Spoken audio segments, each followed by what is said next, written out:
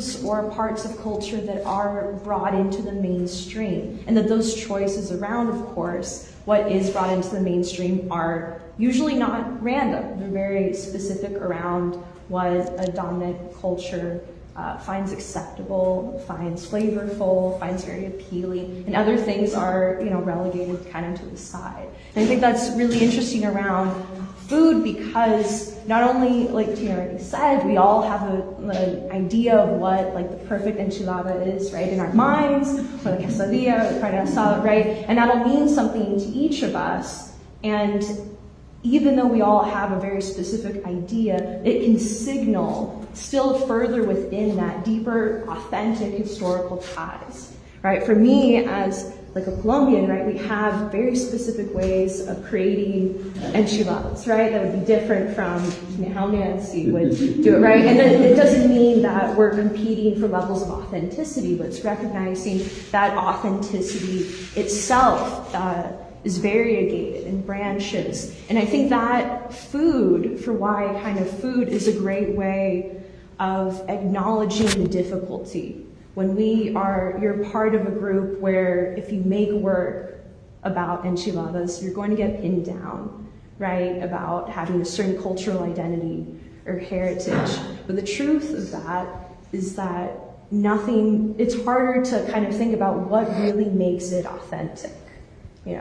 I think that those different layers of back and forth are really interesting. And that carries over into pronunciation, right? Like I kind of designed it when I was thinking about what is the most authentic way of pronouncing this, right? From like a Spanish speaking perspective, right? But even within that, that's very different. Pronunciation, of course, also is used to distinguish in-groups and out-groups. For me as a second generation and Spanish speaker, that was learned. It wasn't my first language.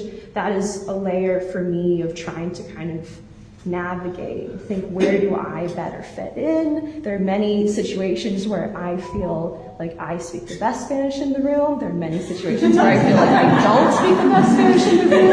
And it's going between those, I think, that we all can kind of relate to, right? We all have that with a certain food dish. We all have that with certain words. Thank you.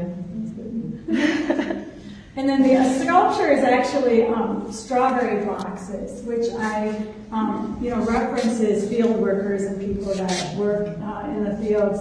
And so I thought it was a nice way to tie with Inkpa Manny's work, because of your work, you are looking at stones because of the family, right? The lines of family that have worked actually picking up stones as field workers, and then you yourself finding these stones and making the common stone maybe that you find in the field and creating this elaborate piece of work. So you want to share just a little bit about that? Yeah, so the 6 masks came about after an experience I had here in Minneapolis, and it really shifted my perspective of who I was and who I belonged to.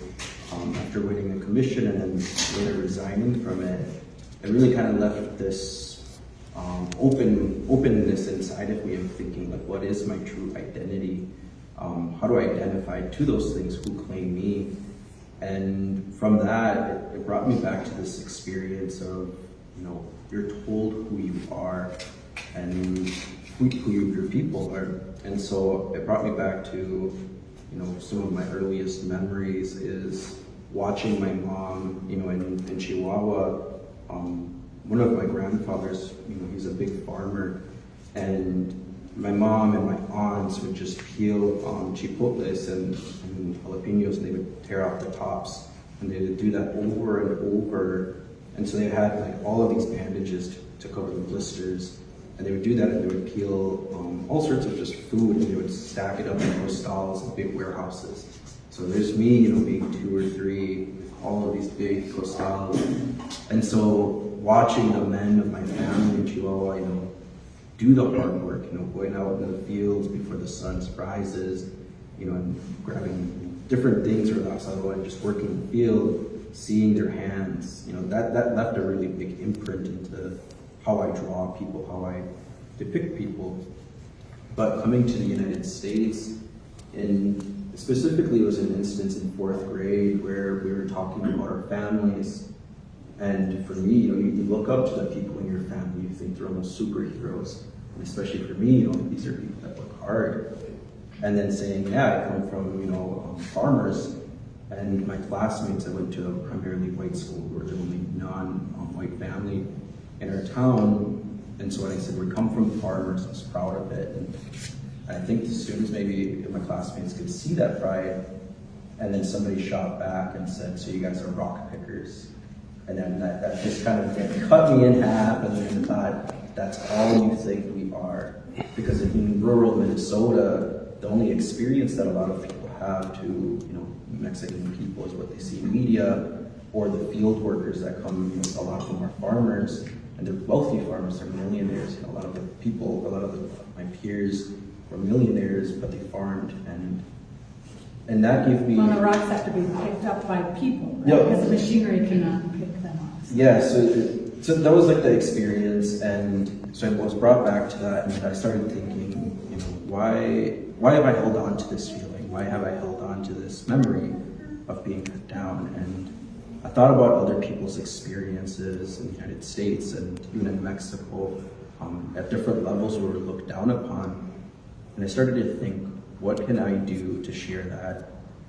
These are prideful things that I hold really strongly in my beliefs. So I started going out into local farmers' fields, and I just said, hey, can I pick some rock for you?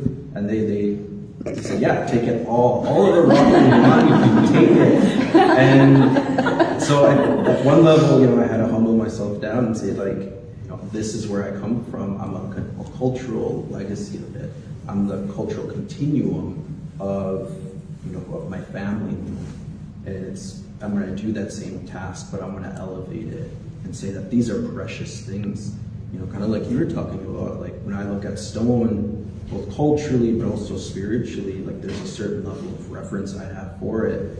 So I started to take the stones and asking them permission. Can I sculpt you? Can I convey my message of what's important to me, and just laying it out on the table? What are those things that are important to me? So I broke it down to 6 areas that are important to me. And so I picked the stone and just over a 3-week span, just started sculpting it nonstop. So the different masks that are up there, the one that's standing up, the more prominent one, represents my spirituality. At the end of the day, I can always count on that to be solid and unchanging.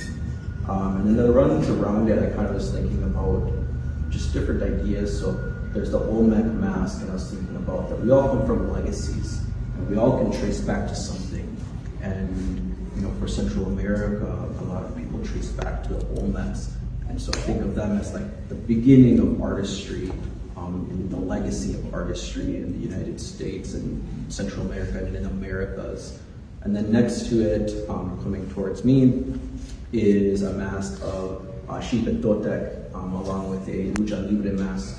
And so Xipetotec represents agriculture and minerals and different sorts, but also is interested in battling for your own identity, battling and having to luchando for who I am in spaces that might not always be conductive to it, might not always be receptive to it. And when you do that, you also sacrifice a piece of yourself. And then the one in the corner, the gray one, represents when we enter new spaces, we do code switching. And that alters our perception of who we are. And as we speak and as we enter new spaces, there's a little bit of us that shifts and morphs. And it's neither good or bad, it's just something that we have as a human experience to be accepted. And so these are the masks I put on to be accepted and to feel comfortable. When I'm teaching, I put on a certain mask, and when I talk to my daughter, there's a different play that I'm doing. And even right now, I'm giving you my artist mask and talking. And so that represents that. And then I'll just really quickly talk about the last two.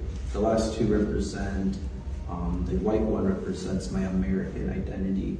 I'm a product of the time and place of which I was born and grew up in. And so that represents my American dream that I'm surrounded by. What does that mean? And then the last one is my Tarahuma identity. So Tarahumara from northern Mexico. I like to say we're like our two distinctions are our tribal record is 500 miles nonstop of running, but we're also one of the non-conquered tribes of Mexico. We fled into the mountains, and so parts of our culture, parts of our language continue to be around even today. And so those are things that I can trace back to, ideas kind of surrounding why that story is important to me.